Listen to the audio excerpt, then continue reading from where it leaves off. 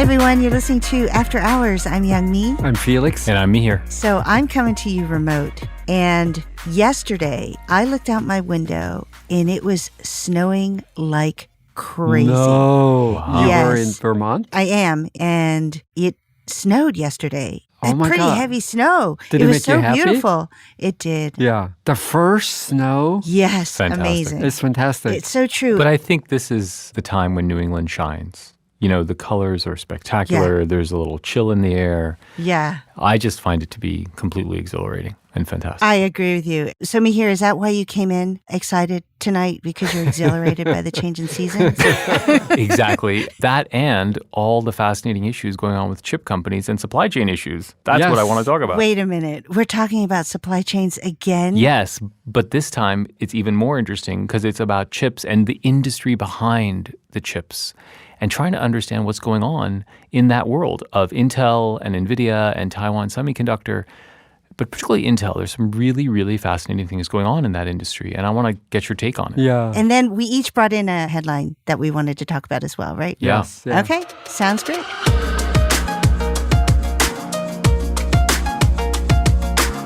Okay, Mihir, you wanted to talk about Intel. And, you know, it's been like 5 minutes since we've talked about the supply chain. So I think we got to get back to it. So, of course, people are talking about shortages in chips. But what is the underlying industry and what is happening to the players in that industry? So Intel in the last 6 months has lost 30% of its value.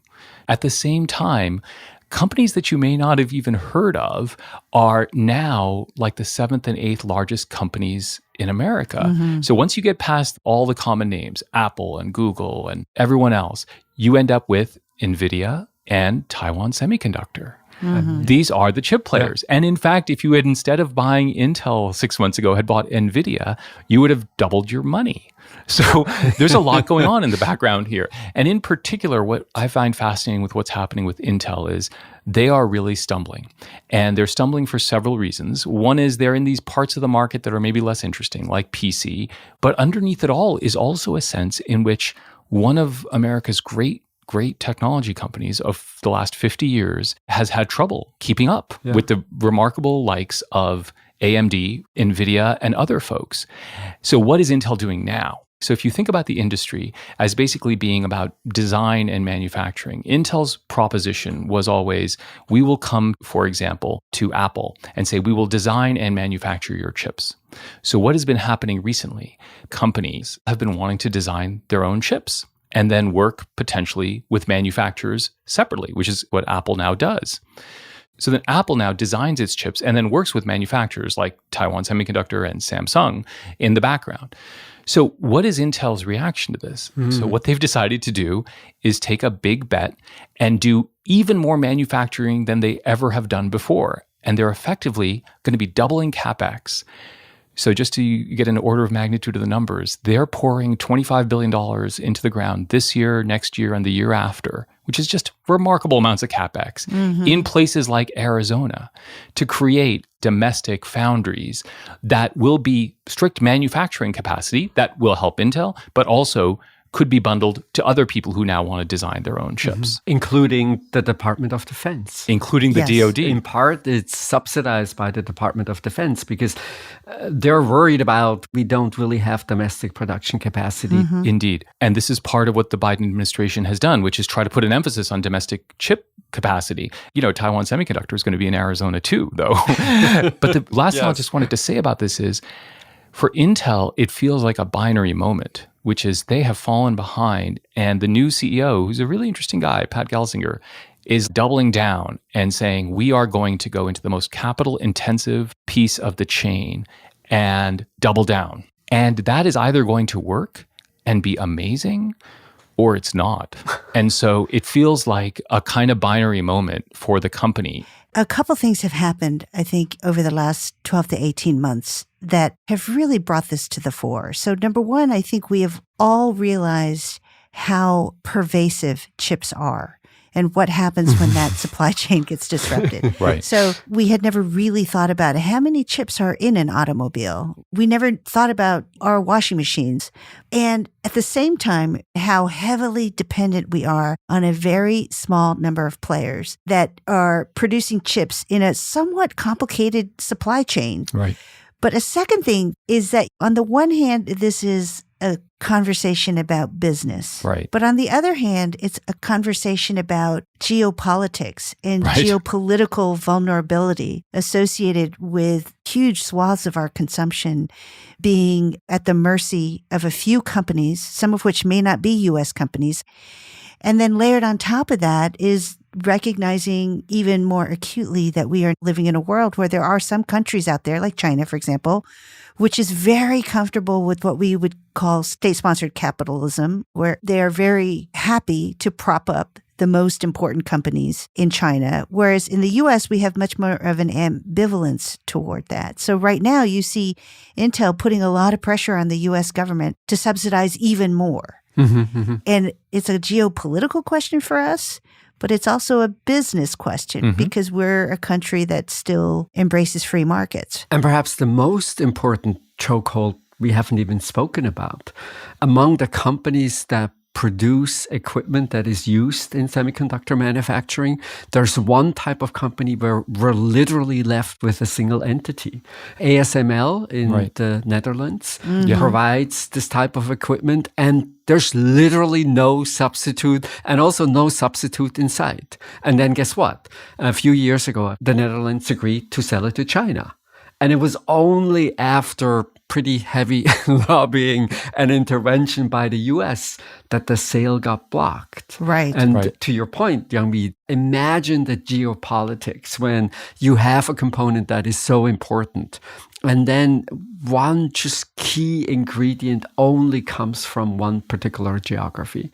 Yeah. And can you subsidize your way to more competition? Is that really how this is going to work? Yeah. Or should you say, when it comes to manufacturing capacity, we have Taiwan, we have Samsung, probably willing to, for the right conditions, willing to expand supply? Or is our basic intuition that markets will sort it out just not quite correct in an environment where the fixed cost, the capital that is required to build any one of these plants, the numbers are astounding. And there's a larger theme underneath all this, which is where have capital-intensive businesses migrated in the last 40 years? To the east and in a direction where capital was being subsidized. And so you have leaders in capital-intensive sectors who have migrated out of the U.S. And U.S. technological leadership comes in capital-light business models. And that's no coincidence, which is just a way of saying we have chosen not to do that. And now Intel, DoD are saying, well, wait a second, maybe we do want to do that. And then the China example also shows that all the subsidies in the world don't really create winners in any clear way. Like SMIC, the Chinese chip manufacturer, and they were favored in every way you can possibly imagine. And yet they're not a leading company in the field. I mean, they have a particular position in the world of semiconductor manufacturing, but by no stretch of the imagination are they a leading company. And indeed, the whole Taiwanese piece of this is so fascinating. Yeah. People don't even understand how large a company TSMC is. I mean, I think TSMC provides at least 50% of the chips in the world. I mean, that's a stunning statistic. Yeah. And especially on the high end. One producer. Exactly. On the low end in your car and in your fridge or whatever, there's a bunch of low end stuff. But it's on the high end that they dominate. But even you take a company like Samsung, and yes, they're now building plants in the US, but Samsung at the end of the day is still a national champion. So if you're sitting in the West, on the one hand, it's fantastic that we have these partnerships that extend across borders. On the other hand, it really underscores the vulnerability associated with not having a strong Intel or a strong player on our own. Yeah. I mean, one of the interesting aspects of all of this is how the sources of competitive advantage shift over time. Intel's advantage was always the integration of design and manufacturing. Right. They were faster than AMD to the next generation. And then typically, you know, one guy comes out, there's a lot of followers, prices decline very quickly. So the speed with which you can produce at scale that next generation determines everything. If you're late in the game, say if you're just half a year later, then essentially the opportunity is much, much smaller, which of course is now one of Intel's problems. Yeah, exactly. That they have delay after delay after delay in coming out with the next product generations. This push towards manufacturing is in part predicated on the company's ability to not only catch up, but implement the most advanced manufacturing technologies. It's almost like, as opposed to thinking much about the integration of design and manufacturing, you now double down on manufacturing and say, we're going to use all of these new approaches to manufacturing that will really set us apart. But do we know? Well, do we know if that works? But I got to say, I think there's like a little bit of a flashback for me, which is if you think about the 80s and 90s as being characterized by global industrial policy questions about whether Toyota should build a plant in South Carolina, what are our American car companies going to do? That's where this is going. In terms of the overall arc of chips pervading our life, Youngme, as you put it, the next 10 or 20 years is going to be more of that. And then these issues are only going to become, I think, more politically complicated and economically complicated and business-wise, I think, complicated. And with an interesting twist as far as subsidies are concerned, right? When you think about the automobile game, it was largely state against state. The southern states that wanted to attract manufacturing capacity and subsidize generously the plants that were being built. Now it's almost like we up the game in that the subsidies are now provided at the federal level. Right. Because we see the relevant competition as countries against countries. Yeah. And of course, the amount of money that is going to be spent is going to be much bigger. That's the interesting question. How do you feel about it as a taxpayer? And one of the other interesting dynamics associated with this story is how this part of it has been underplayed. In other words, you see headlines about chip shortages every day. True. The part that you don't see a lot of discussion on is, so therefore, what does that mean in terms of our biggest player in this space, which is Intel, and this incredible transformation they're trying to embark on? Yeah. And to what extent should we as a country be supporting that? And is that our job even in a free market society? Or should we be much more agnostic about the winners and losers in this case? And the other part of it, Youngme, that's underneath the headlines is we talk about bigness all the time, but we talk about Facebook and Google. Yeah. That's where our emphasis on bigness is. Yeah. And actually, look here. If you want to think about bigness, there's just some really interesting dynamics on bigness here that may matter maybe far more in the long run. Yeah. So, look, it's going to be really fantastic to watch. You have one of America's great technology companies kind of in a bet the company mode. You have remarkable Taiwanese and Korean companies who have just risen without people even really noticing it. And now you have the politics of it all as we come to understand how important these chips are to our lives going forward. So that cocktail of things, I think, is just going to be fantastic to watch over the next several years.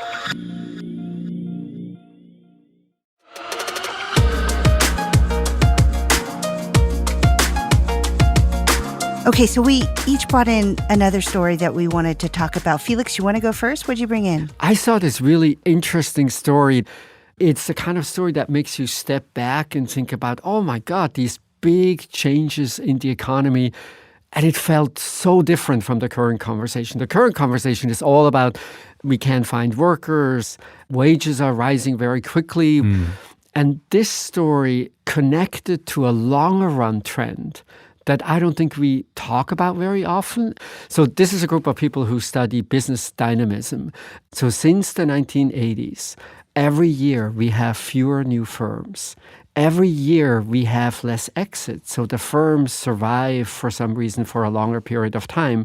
And then the new firms that do come about, they hire far fewer people. And in the last 20 years, we have fewer and fewer firms that grow very quickly. And then, of course, in venture capital, there's all this optimism about entrepreneurship and investment opportunities. And I couldn't really get the two things together. Like, how can that be that on the one hand, we have fewer young firms, and then at the same time, we're really, really excited about the firms that we have? And what the story pointed out is that today's young company has a very interesting mix in that on average, a person that is employed has an amazing amount of sales. But if you ask, what would happen if that firm hired additional workers? Then for some reason, those additional jobs almost don't do anything for the firm. And so as a result, you get fewer firms that hire fewer people. What do you make of this idea? I mean, there's several layers to this story. I think one is the extent to which value creation, particularly with respect to the firms that we think of as being exciting new firms, has become so disconnected with the number of employees you have. And so if you think about a statistic like how much revenue does a firm generate per employee, some of our biggest and brightest companies like Netflix and Apple, they're generating now like $2 million in revenue per employee. It's astounding. So to your point, each employee is just astoundingly productive. If you compare that to the average small business generates maybe $100,000 per employee. And because of this, it feels like the divisions in our economy have become more and more acute, because the investment dollars is all pouring increasingly into this segment of companies where there's not a whole lot of job creation, and yet there's a huge amount of wealth creation. Yeah, this is totally fascinating for the reasons I think Youngme and you all are suggesting. And I think there's a good news version of it, and it feels like there might be a bad news version of it. So the good news version of it is it's fundamentally the nature of technological change, and we have these breakthrough technological changes that are creating enormous amounts of value, but with relatively few employees, because the technological changes are so fundamental that you don't need to add labor to make them. Of course, that's the sunny version. And I think the less sunny version is there are what some people would call rents, that there are these kind of vaguely monopoly-like profits that are happening from these people who are living in these worlds. And it's not entirely about the virtues of the technological change, but it is somehow a manifestation of some crazy monopoly power that is manifest in these super high profits and these quote-unquote rents. And so I think it's fascinating and it makes sense. It still leaves open the question which of those two stories it is. And it's one of these things, it's probably not one or the other. Right. The good part of that story is, of course, that growth and output for the economy as a whole doesn't suffer that much, right? Because people who do have these jobs, they're highly paid, and so consumption doesn't really fall that much. The not so great consequence, almost irrespective of which is the underlying reason, is that this creates this enormous divide that we see. That incomes for some groups grow very nicely, very quickly over the long run. And then for many other groups, that's much less the case. Yeah. I mean, in many ways, the promise of these digitally native companies is the fact that they can be so efficient. And by efficient, I mean with very few people, they can generate a lot of value creation. And it creates the divide, Felix, that you referred to. It's manifest from the birth of these companies, but then it sort of accelerates over time, because as these companies start to succeed, their ability to, for example, compensate their employees really, really well just increases over time. The number of investment dollars they attract increases over time. I mean, all of this stuff just sort of accelerates. And so you see this division in our economy right now between the types of employees who tend to gravitate to those kinds of roles and the types of employees who are simply locked out of those kinds of positions. I also just wonder a lot about the way people achieve scale today. So I was just thinking about benefits in HR. As a company scaled in the past, you would create that function and you would hire a bunch of people. And now you don't necessarily. You outsource all of the benefits to a benefits provider. And of course, obviously, if you don't want to manufacture the thing, then you can get someone to manufacture it for you. Or, I mean, it is this whole unbundling of activity. So what you observe is firms managing things in contractual ways that maybe historically they would have internalized.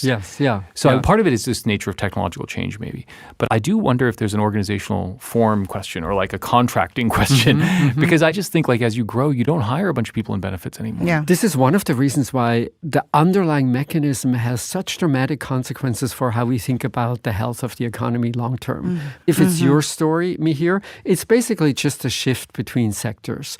If it's the story that there is artificial rents and artificial profits because many of these big platforms are sort of monopolistic. That, I think, is a much unhealthier version of the story. I think there's big rethinking about the dangers of monopolistic competition for the economy as a whole. And what I thought was particularly interesting is we're so obsessed with the top 0.1%, like trying to understand what happens at the very top. But this, in a sense, is a much broader mechanism. This might actually explain why the middle income of the distribution changes, where a vast majority of well-educated workers don't quite find the opportunity that they would have found if we have a different structure of the economy. Yeah, I mean, it is so fascinating to think about these larger questions because we spend so much time talking about the top and the bottom, but it is the middle that in many ways gets neglected in that conversation. It's a super, super interesting story. Yeah. So, Mihir, what did you bring in? Well, from the sacred to the profane, from 100,000 feet down to 10 feet. So the headline that grabbed my attention was Zillow. Oh, I saw that. I just thought this was a fantastic story. The headline is Zillow kind of lost like 30% of its market cap and it's way down. But the really interesting story is, what did they announce? And whether you knew it or not, Zillow, which is that website you go to check out your neighbor's house price, has a pretty remarkable business. But 2 to 3 years ago, they started going into another business. And that business was buying houses. And just stop for a moment and think about that. Yeah, Zillow started buying houses and then flipping them. And they started in LA and they built up a pretty sizable portfolio. And guess what? It turns out to be more complicated. Like flip billions of dollars of real estate in a given year at $300,000 a clip. And so they are exiting the business. And, this is a story with real consequences. A quarter of their workforce is going to be let go. Yeah. They also have a financing business, which is looking questionable. And the story that I think was just so striking to me was, first, how did Zillow lose their way into thinking that they could very quickly become a real estate investor and a house flipper at scale? And the second question is, when they left the business, they were left saying, well, it turns out it's harder to predict real estate prices than we thought. Which for a platform company in the real estate space is kind of a complicated thing to admit. And they're out of the business, but they still got a lot of inventory on their books that they've got to liquidate. They've extended a lot of credit in a separate financing business that grew up. And by the way, the core business, which is that platform business, actually is doing fine. And they just went in this completely other direction, and now they are backtracking. So I don't know. There's so many levels to the story. Yeah. Look, as you put it, the legacy Zillow business is a really good business. It's a high margin business. But that business consists of advertising and listing fees and lead generation. Right. And it's not clear what the total potential size of that business could be. And the concern is that maybe they've already begun tapping it out. And so they were looking for a new growth engine.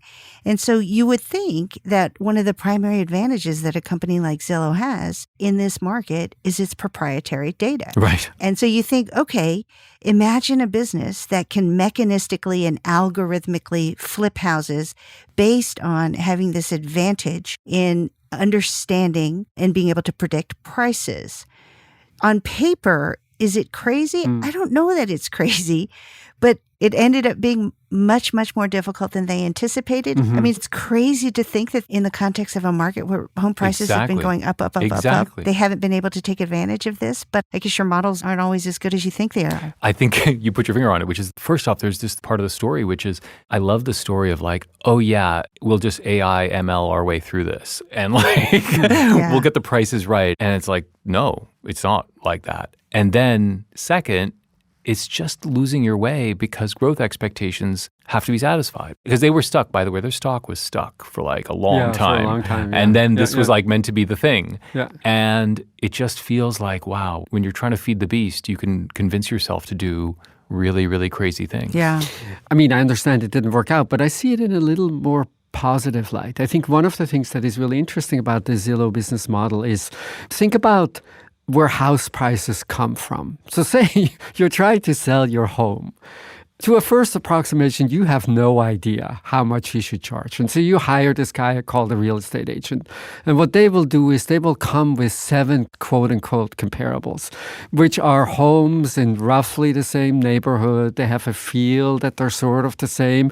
But really, the price that you end up asking for is pulled out of thin air. It certainly seems much less sophisticated than what Zillow could do. And so I'm wondering if this is as much a story about algorithms that are trained during a particular period, don't make very good predictions when things change dramatically the way they do during COVID. And of course, the counter argument is, but prices are rising. You should be even better off than you expected. But I have to say, lucky they didn't ask me, so I feel no responsibility. But if they had asked me, is it a reasonable idea to try? I would probably have said, yeah, it's a reasonable idea to try. Yeah. And this is what I think is so compelling about the story is, what does it mean to go into an adjacent business? And the logic here is, in a way, compelling, which is we have information. We predict prices anyway for our customers. Why wouldn't we capitalize on that? And I think, first, you end up with egg on your face because you have to say you don't know how to predict prices, which is actually part of the core business. But also, I just think you have a great business and investing is different. Yes. Buying these assets is different. It is not what a platform business is. Yes. And the expertise is not really complementary. I think, yes, the expertise is different, but I think importantly what's also different is your disposition as a company. Yeah. It requires a different kind of company with a different personality type to be able to play this game. And it's interesting, their CEO, Rich Barton, he had egg on his face when he came out and said, we're pulling out of this market. And if you read the story, the language he used, he was essentially saying, look, we just don't have the stomach for this. Yeah, right. Taking on this kind of risk. Different. It's just a very, very different kind of business. Exactly. And it did make me also reflect on that Z estimate tool they have, which has been such a marketing bonanza for them. And I've always assumed that this tool is a reflection of how good the company is at predicting price. But as I thought about it more, I realized because it's only ever been used to attract customers to the top of the purchase funnel, it's only ever really had to be directionally correct. It's never had to be empirically precise.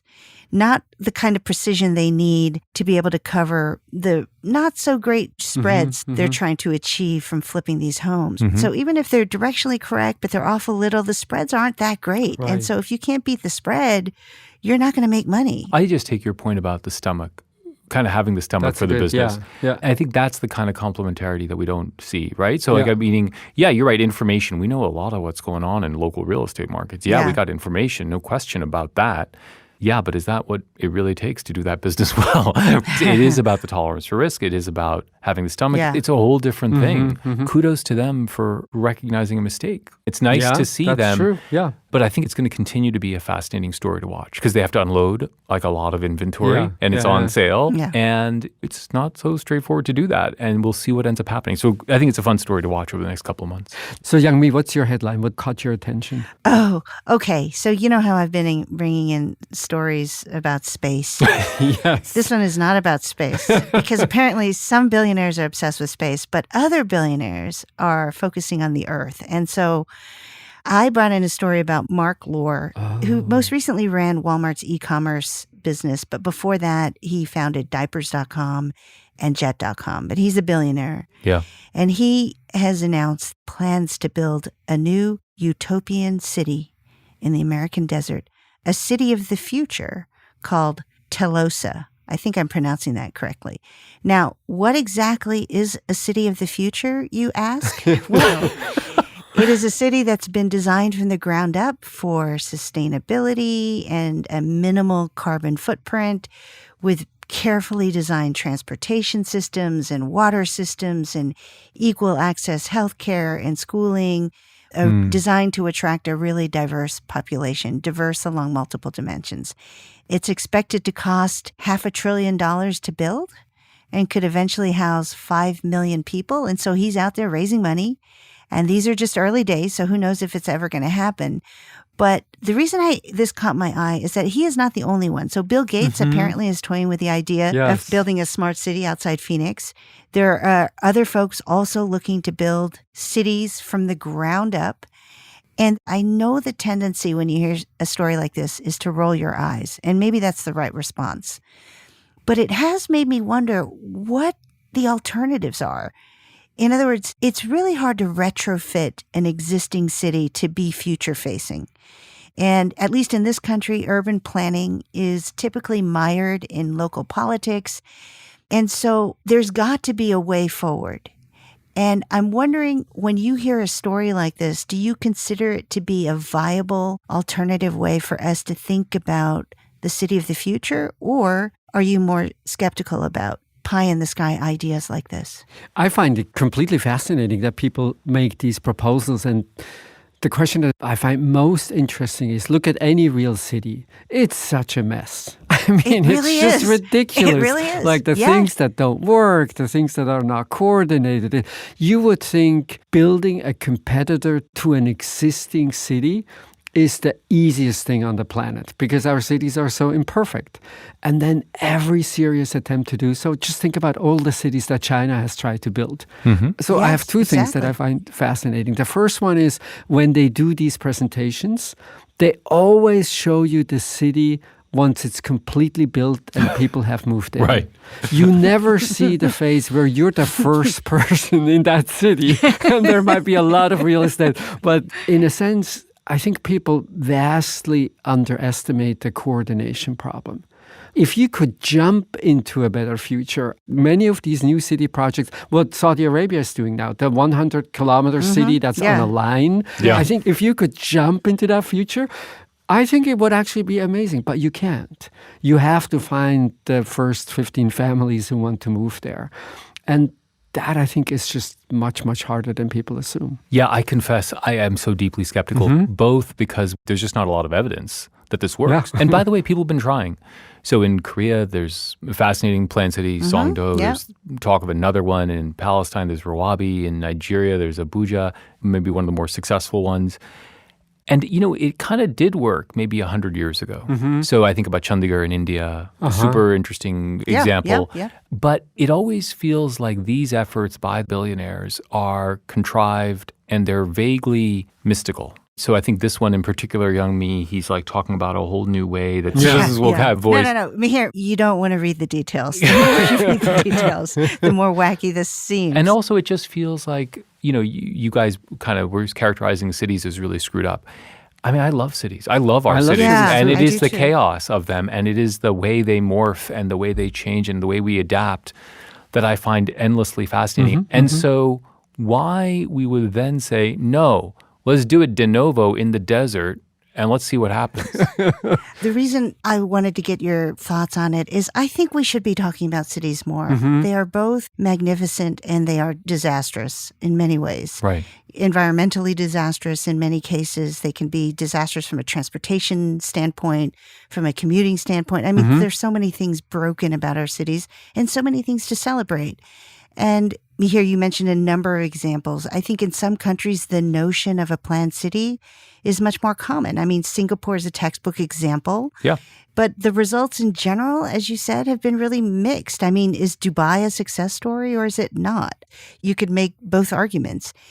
On the other hand, when we let the free market loose and we give any combination of investors and entrepreneurs and real estate developers free rein, you can end up with Las Vegas. Las Vegas exists as a result of a really laissez-faire approach that ended up being completely optimized for financial returns. And so we have the Strip. So I have very mixed feelings about this, but I do feel like we're not talking about it enough. We're not thinking about it enough. Yeah. And I wonder why we celebrate private citizens who take it upon themselves to try to build electric cars or do other things.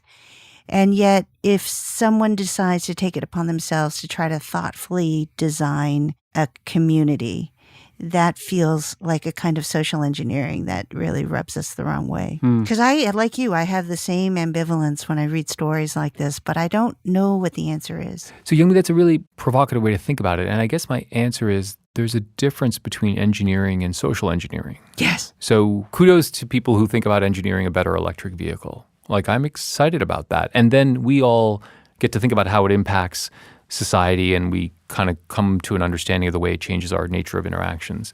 Social engineering is different. And in part, that's what politics is for kind of coming to those collective decisions. It just feels like the track record on this kind of social engineering is kind of complicated. And then I think on top of that, the financial aspect. I mean, give Chicago $200 million, $500 billion, and see what change you could make in a real existing city. Yeah. If you're willing to either give or have the money or organize the funding, why not put it into better public transportation? And so, take $500 billion and put it in the New York City subway system, and we can make many things much better than they are today. And I think if that billionaire were here, he would say, are you serious? You want to give $500 billion to Chicago? You know what'll happen to it? Yeah. It'll get wasted away. Yeah. The only way to do this is to start from scratch. Yeah. What I think is so interesting about what you just said, Felix, it is that on a blank sheet of paper, you can imagine anything. Yeah. And it is the great attraction of a blank sheet of paper. Yes, exactly. Yeah. I expect to see more conversation about this going forward. I think the wealthiest people in the world have gotten more ambitious about how to put their imprint on things, whether it's on Earth or in space or whatever. The reason I feel a little bit more open-minded about it than perhaps you guys is I would love to see more extreme experiments being done in real time, where we're building things that are trying to be, as I said, more future-facing with respect to some of the most intractable problems in our cities. I think you got to be right about that, which is we need more innovation and we need more experimentation. Yeah. And it's kind of a deep question, which is, do you experiment within the constraints of existing structures, or do you kind of go for that blank sheet of paper? Yeah. And in a way, it's not surprising that these are all entrepreneurs, right? Yeah, exactly. They made their billions by starting fresh. Although Felix now made me think of something I hadn't thought of, which is, if you had asked me, would you be willing to move to one of them? I would have said, yeah, maybe. Oh. But then if you asked me a second question, which is, would you be willing to be the first person to move to one of these? The answer is probably no. So anyway, okay, thanks, guys.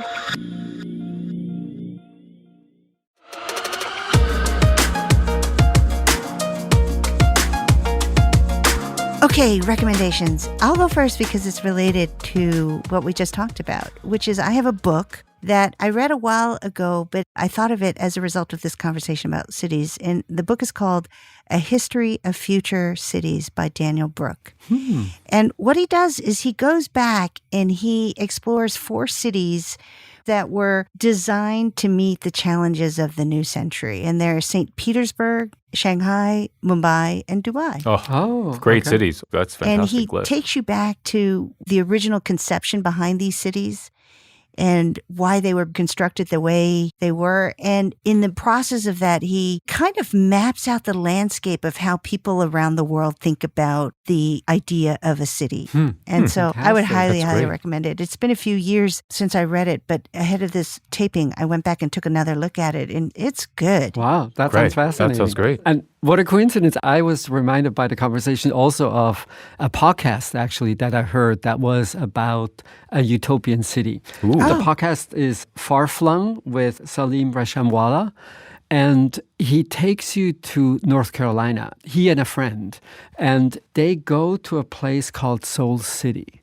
And Soul City was an urban project that got started in 1969. And it was meant to be a city for Black people, where there's real Black ownership, where there's Black businesses, where both elected officials but also individuals can really create something that they can call home. I had never heard of Soul City, so just learning the history of that place and then what happened politically, that alone is interesting. But what makes it particularly touching is Salim's friend grew up in North Carolina in a place that I think is very similar to the place where Soul City was supposed to be built. And she describes a little bit what's that like growing up on a dirt road. The house is owned by a white person. And then you have to move and the next house is owned by a white person as well. And so it's both sort of the racial dynamics today and this utopian project. What would a city look like if it was predominantly Black? So the whole episode is just a fascinating trip through American history with so many overtones that ring true and important today. That's so great. wait, is it a series? So the podcast itself is called Flung because they take you to an interesting place. It's completely different every time. Oh, nice. It's just, it's I grounded see. in Okay. some location. And this one is called A Black Utopia in North Carolina. Wow, Okay. fantastic. All right. We'll include a link. Great. And then here, did you bring also something about cities in? Well, all of you are making me think that I should have 2 recommendations, which I'm now going to do. True to form. Yeah, exactly. So first, Ed Glazer and David Cutler have a new book called Survival of the City, and it's a really optimistic take on the future of cities. Yeah, And yeah. it's a really nice book. But my real story is, when you come to a certain age, reading glasses become an issue. But you just turned 30. I know. I'm just looking into the future. And that moment is a little confusing and crazy, and so you have to get used to buying reading glasses, and it's a terrible market. You can either buy basically disposable ones that you just lose constantly at CVS, and that's like the $15, $20 market. Or there's like a high-end market, like $100 a pop. You go to iBob's or something like this. And I have found the perfect brand that is in the middle, and I just love it. Okay. It's also got a great name. It's called Izipizi. It is a French brand. Their target market is Mihir. They're available widely, but I found them at the MoMA Design Store, which is also a fantastic store. But they are durable, they are fashionable, they last. Ooh. It's a great brand, and it's just fantastic. So my recommendation is Izipizi for reading glasses. Mihir, they had you at Izipizi. They did. You're right? You saw that Izipizi. You are so and right. You thought, okay, I got to try this. Wait a second. I know maybe in 10 years when you need reading glasses or 30 years, Youngme, check them out. They're Okay. fantastic. You think they'll be around? If they're still around. I don't know if they'll still be around. They're going to have taken over the It's market. an optimistic take. All right. Thanks, guys. That's it for tonight. Thanks, everyone, for listening. This is After Hours on the TED Audio Collective.